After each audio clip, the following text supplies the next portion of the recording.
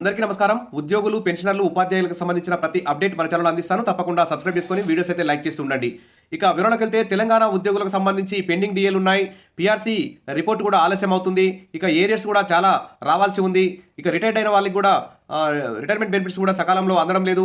ఖాళీ పోస్టుల భర్తీ జరగడం లేదు. తర్వాత ఇన్ఛార్జీ బాధలతో పని ఒత్తిడి అయితే పెరిగిపోతుంది. ప్రభుత్వం అయితే ఎన్నికల హామీలో భాగంగా వివిధ వర్గాల ప్రజలకు అనేక సంక్షేమ పథకాలను అమలు చేస్తుంది. ఆ సంక్షేమ పథకాల అమలు వల్ల ఉద్యోగులపై పని భారం కూడా పెరిగింది, ధరల భారం కూడా పెరిగింది. అయినా 6 నెలలకోసారి ఇవ్వాల్సిన డిఎల్ని 6 సంవత్సరాలైన 5-6 డిఎల్ పెండింగ్లు ఉన్న వరకు కూడా ఉన్నా కానీ పట్టించుకోవడం లేదు. పీఆర్సీ కమిషన్ 5 ఏళ్లకోసారి రిపోర్ట్ ఇవ్వాల్సి ఉన్నా కానీ 2-3 సంవత్సరాలు లేట్ అయినా కానీ అసలు పీఆర్సీ కూడా ప్రకటించట్లేదు. దీనివల్ల క్షేత్రస్థాయిలో ఉద్యోగులందరూ కూడా చాలా అసంతృప్తిగా ఉండి ఉద్యోగ సంఘాల మీద ఒత్తిడి అయితే తీసుకొస్తున్నారు. మరి లక్షల్లో ఐటీ చెల్లిస్తున్నారు ఉద్యోగులు. వారికి సంబంధించి ప్రభుత్వం నుంచి ఎలాంటి రుణమాఫీ కానీ, రైతు భరోసా కానీ, ఇలాంటి సంక్షేమ ఇందిరమ్మ ఇండ్లు కానీ, ఫీజు రియంబర్స్మెంట్ కానీ, మెడికల్ రియంబర్స్మెంట్ సంబంధించి కానీ ఇలాంటి ప్రభుత్వం నుంచి సంక్షేమ పథకాలు అయితే అందడం లేదు. ఈ విధంగా మరి ఉద్యోగులు అయితే చాలా నష్టపోతున్నారు. ఇక పైగా లక్షల్లో ఇన్కమ్ ట్యాక్స్ కూడా చెల్లిస్తున్నారు. కాబట్టి ఉద్యోగులని ఆదుకోవాల్సినటువంటి బాధ్యత ప్రభుత్వం మీద ఉంది. ఉద్యోగుల ఆర్థిక సమస్యలని, ఆర్థికేతర సమస్యలన్నింటినీ పరిష్కరించి వారితో మంచిగా పని చేయించుకోవాల్సిన బాధ్యత ప్రభుత్వం మీద ఉంది. కాబట్టి వెంటనే మరి ఈ బడ్జెట్ సమావేశాల్లోనైనా ఖచ్చితంగా ఉద్యోగులకు సంబంధించి ఆర్థికేతర సమస్యలు పరిష్కరిస్తారని చెప్పి ఆశతో ఎదురుచూస్తున్నారు. నూతన సంవత్సర కానుకగా ఈ బడ్జెట్లో మరి ఈ రేపు జనవరి 4న జరిగే క్యాబినెట్ సమావేశంలో కూడా మరి ఉద్యోగుల సమస్యలపై చర్చించి మరి క్యాబినెట్ సబ్ కమిటీ కూడా ఏర్పాటు చేశారు. వెంటనే ఉద్యోగ సంఘాలతో చర్చలు జరిపి నూతన సంవత్సర సంక్రాంతి కానుకలుగా మరి ఉద్యోగుల సమస్యలు, పెన్షన్ల సమస్యలన్నింటినీ పరిష్కరిస్తారని చెప్పి ఆశిద్దాం. మరి రాష్ట్ర ప్రభుత్వం బడ్జెట్కు సంబంధించి కసరత్తు అయితే ప్రారంభించింది. 2024-25 ఆర్థిక సంవత్సరం ప్రతిపాదనలు, 2023-24 ఆర్థిక సంవత్సరం సవరించిన బడ్జెట్ ప్రతిపాదనలను పంపించాలని ఆదేశాలైతే జారీ చేసింది. ఈ నెల 4వ తేదీ వరకు ప్రతిపాదనలన్నింటినీ ఆన్లైన్లో సమర్పించాలని ఆదేశించింది. ప్రభుత్వ పథకాలు, అభివృద్ధి కార్యక్రమాలు, అప్పులు, వడ్డీలు, ఉద్యోగులకు, పెన్షనర్లకు, ఉపాధ్యాయులకు చెల్లించాల్సినటువంటి మొత్తం వివరాలు సమర్పించాలని సూచించారు. అదేవిధంగా ఈ ప్రక్రియ అంతా పూర్తయ్యేసరికి 45 రోజులు సమయం పడుతుందని అంచనా వేస్తున్నారు. మరి కేంద్ర ప్రభుత్వ పథకాలకు రాష్ట్ర ప్రభుత్వ వాటాగా కేటాయించాల్సిన మొత్తాలు, ప్రభుత్వ ఉద్యోగులు, రిటైర్డ్ ఉద్యోగులు, వీరితో పాటుగా హోంగార్డులు, అంగన్వాడీ టీచర్లు, ఆయాలు, వీఆర్ఏలు, రోజువారీ కూలీలు, full time, contingent, contract, outsourcing employees, తర్వాత జూనియర్ పంచాయతీ సెక్రటరీల వివరాలను కూడా అందించాలని సూచించారు. మరి వివరాలన్నింటినీ శనివారం కల్లా సమర్పించాలని స్పష్టం చేసింది.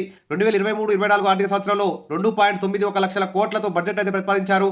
అంత పెద్ద బడ్జెట్ ప్రతిపాదించి ఉద్యోగులకు మరి ఆర్థికపరమైన సమస్యలు పరిష్కరించకపోవడం, కనీసం డిఏలు విడుదల చేయకపోవడం, పీఆర్సీ రిపోర్టు ఇచ్చి వెంటనే వారికి జీతాలని రివైజ్ చేయకపోవడం పట్ల ఉద్యోగులు అయితే చాలా అసంతృప్తిగా ఉన్నారు. మరి వివిధ వర్గాల ప్రజలకు అనేక సంక్షేమ పథకాలు, ఇందిరమ్మ ఇళ్లు కట్టిస్తున్నారు, రైతు భరోసా, రుణమాఫీ చేస్తున్నారు, తర్వాత రేషన్ కార్డులు ఇస్తున్నారు, సంవత్సరానికి 12,000 ఇస్తున్నారు.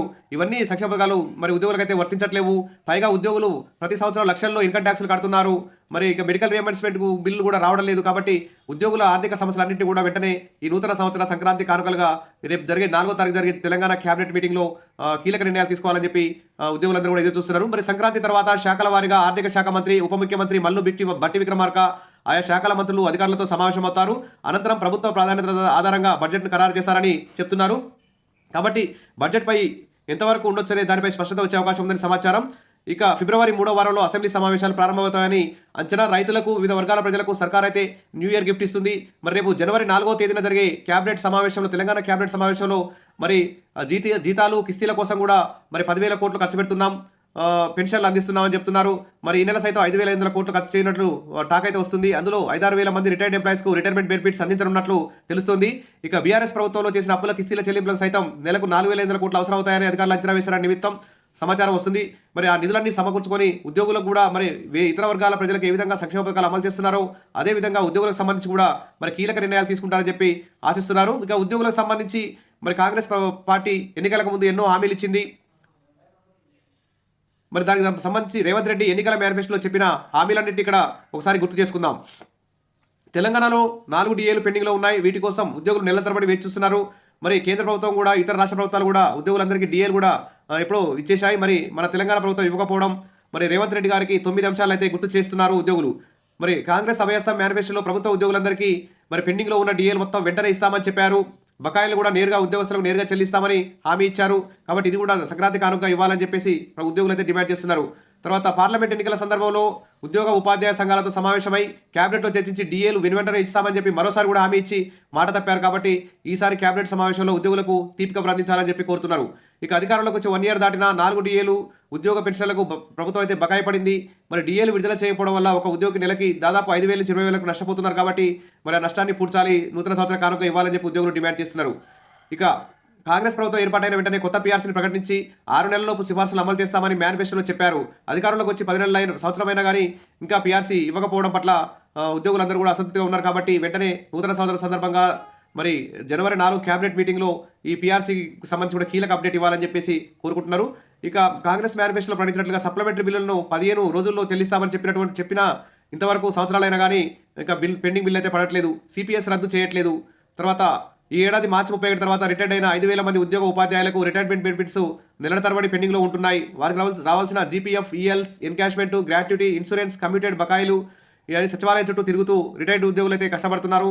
మరి అందరి ఇబ్బందులు దృష్టిలో పెట్టుకొని నూతన సంవత్సరం సందర్భంగా ఖచ్చితంగా వారికి ఈ పెండింగ్ బిల్స్ అన్ని కానుక ఇవ్వాలని చెప్పేసి డిమాండ్ చేస్తున్నారు.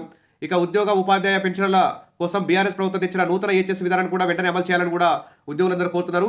ఈ 9 డిమాండ్లని నూతన సంవత్సర కానుకగా ఉద్యోగులకు తెలంగాణ ప్రభుత్వం జనవరి 4 నిర్వహించే కేబినెట్ సమావేశంలో, ఈ బడ్జెట్ సమావేశాల్లో ఖచ్చితంగా కానుకగా ఇస్తుందని చెప్పేసి ఆశతో ఎదురు చూస్తున్నారు. మరి ఉద్యోగ సంఘాలు కూడా ప్రభుత్వం మీద ఒత్తిడి తీసుకురావాలి, ఆ ఉద్యోగుల ఆకాంక్షల మేరకు ఉద్యోగ సంఘాలు పనిచేయాలని చెప్పేసి కోరుకుందాం. Wish all the best. మరిన్ని అప్డేట్స్ కోసం మన ఛానల్ని ఫాలో అవుతుండండి. వీడియోస్ అయితే లైక్ చేసి ఉండండి. Thank you.